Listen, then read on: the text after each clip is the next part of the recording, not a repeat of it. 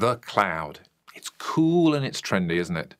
It's associated with cool devices and applications, and it must be all disk and even solid state out there, yeah? Meantime, tape is old and dusty, isn't it? Even though modern tape is fast, smart and reliable, surely the two media types cannot coexist. I mean, really, there's a place for tape in the cloud? The simple truth is that cloud is just an IT resources consumption model. Well, in fact, a range of them, from who owns things, public, private, hybrid, to what service is being provided, full IT, particular applications, maybe just storage or archiving. Put another way, cloud, when it's stripped down, is just various types of IT, which can and should, to the same degree as they would in a data center, employ a storage hierarchy. So tape is just as relevant and important, indeed maybe more so, as in any other well-run IT operation. Cloud doesn't threaten or preclude tape any more than it does disk. And cloud is definitely growing, as this ESG research shows. 34% of respondents are already using software as a service to some degree, and another 42% either planning it or interested. For infrastructure as a service, 17% are already employing it, with 44% planning or interested. So, first off, let's add some detail about why you'd want tape in the cloud. I won't worry about the different cloud types and offerings, as that's not the point here, as I've already said. It'll come as no surprise that much of the answer to the question is the same as why tape has a continuing, indeed flourishing role in IT. It provides low capex and opex cost per gigabyte and is reliable long-term storage with great media longevity and support for multiple media types. It remains the ultimate backup and, increasingly, archival device. Plus, these days it's becoming verifiable and searchable, what is often referred to as an active archive, and it's very, very scalable. To use the favoured old quote, reports of the death of tape have been much exaggerated, as I think we already know that, but we only often acknowledge it in a whisper. Tape's basic advantages remain vital, even to those rarefied special case users, the uber-cool apps that surely are way too cool to use it. To be specific, most people assume cloud means online, as in spinning disks. Those same people no doubt got a big surprise recently when Google went to tape to restore the mailboxes and contacts for 40,000 of its users. So even the ultimate online player still uses tape. But the value of tape in the cloud can go beyond the straightforward equivalence of regular IT.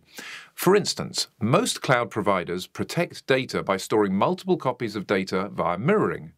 But storing multiple copies of data in this way only protects against physical outages, like a site outage or failed disk. But logical errors, such as accidental deletions and software bugs, require another level of protection, a point-in-time copy via tape or snap. Add in the cost of power and cooling and the exabytes of data projected to be in the cloud, and keeping this all spinning can be seen to be a very expensive and poor proposition. Some other aspects make tape very cloud-friendly. For instance, users of any type of cloud service will want to know they're dealing with professionals that protect their data and manage it economically. That means tiering and that means tape. Also, such users know they're invariably sharing resources, but they don't want to share their data inappropriately.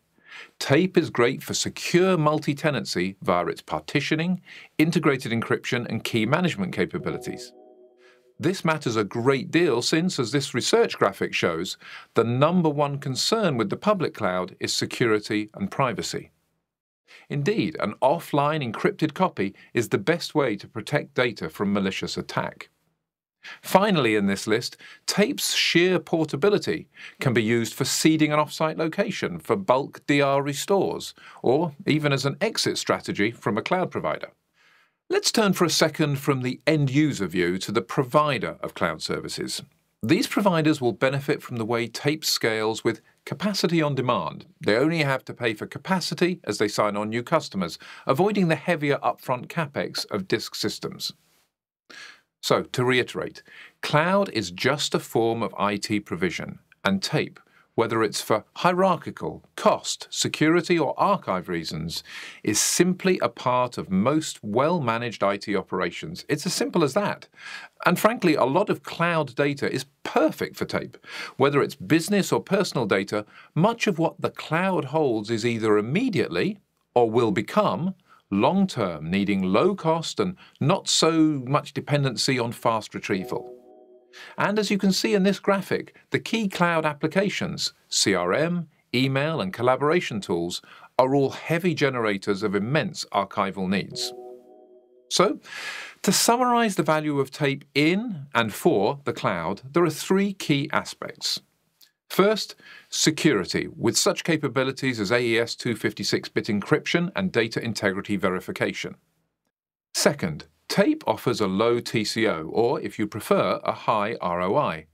This is derived from its low raw cost, of course. And by the way, tape's cost per gigabyte drops with scale, whereas disks does not to anything like the same extent.